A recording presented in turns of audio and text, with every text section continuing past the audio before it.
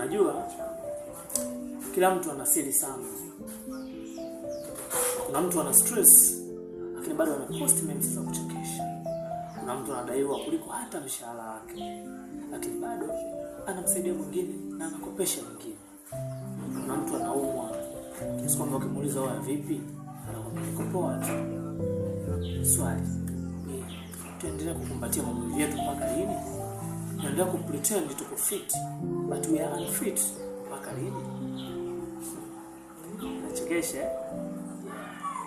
Nimerudi si kama kelele, ila nataka nifunze hivi. Sikia, tani kwetu bana. Kuna huyo mshikaji.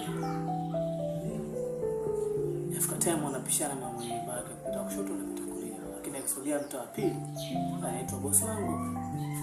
Hajakaa poa. Kuna mchizi mwingine pale, mtu wa tatu. Na madeni zaidi ya 3 lakini bado anaitwa mwaka. Ndio mtayo tulea hivi.